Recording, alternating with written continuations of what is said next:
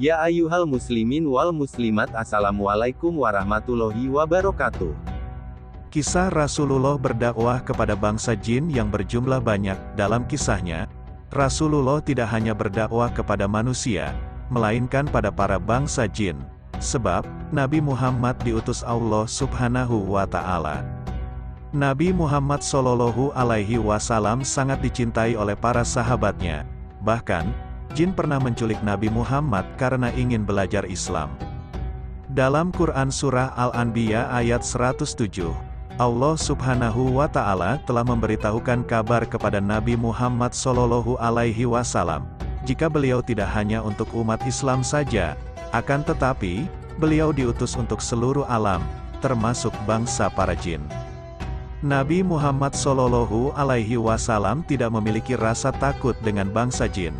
Para sahabat Nabi yang takut dan khawatir akan keselamatan Nabi Muhammad.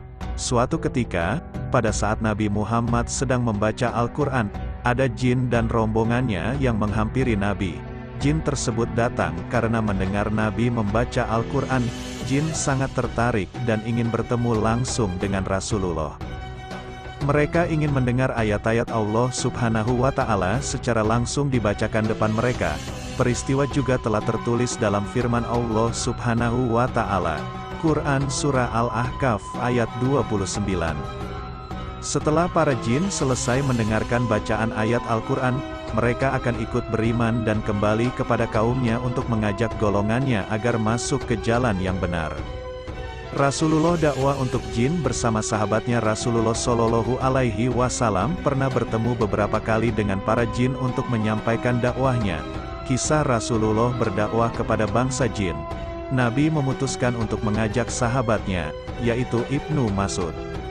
Nabi Muhammad Shallallahu Alaihi Wasallam dan Ibnu Mas'ud memutuskan untuk berkunjung ke Mekah pada suatu tempat yang tinggi.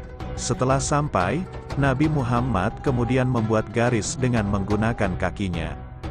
Setelah membuat garis tersebut, Nabi berpesan ke Ibnu Mas'ud agar dia tidak melewati garis tersebut. Apabila Ibnu Mas'ud melanggar hingga keluar dari garis tersebut, maka akan ada bahaya yang mengancamnya.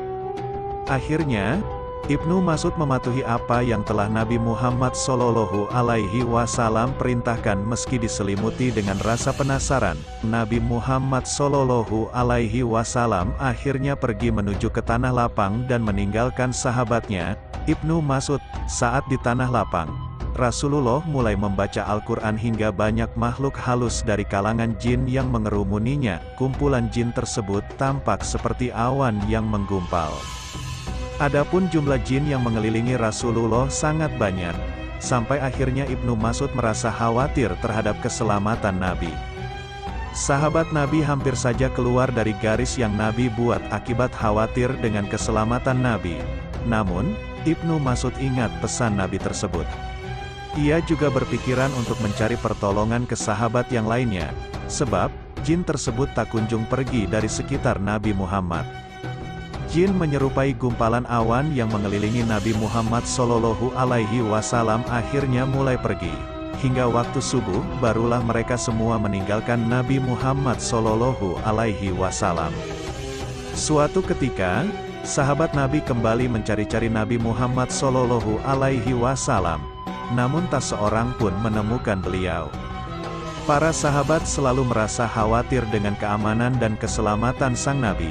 Sesudah lama tak terlihat, semua sahabat Nabi merasa semakin khawatir. Sampai pada akhirnya, Nabi Muhammad Shallallahu Alaihi Wasallam muncul, hingga para sahabat yang sebelumnya merasa khawatir seketika langsung menghampiri Nabi. Para sahabat berkata pada Nabi jika mereka merasa kehilangan Rasulullah. Mereka juga bercerita jika sudah mencari-cari Nabi ke seluruh tempat namun tak kunjung menemukan hingga malam hari. Kisah Rasulullah berdakwah kepada bangsa jin selanjutnya yaitu Rasulullah mengajak para sahabat dan memperlihatkan jejak para jin. Selain jejak jin, Nabi juga memperlihatkan bekas sapi mereka.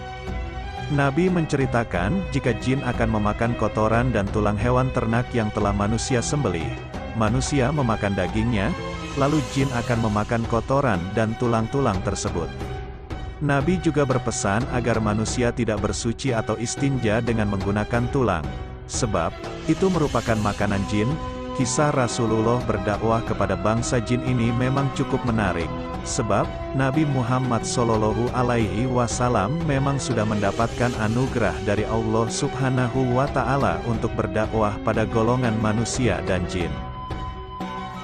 Terima kasih sudah menonton video kali ini, semoga bermanfaat bagi kita semua. Mohon maaf atas segala kekurangan dan semoga bisa berjumpa dengan video berikutnya.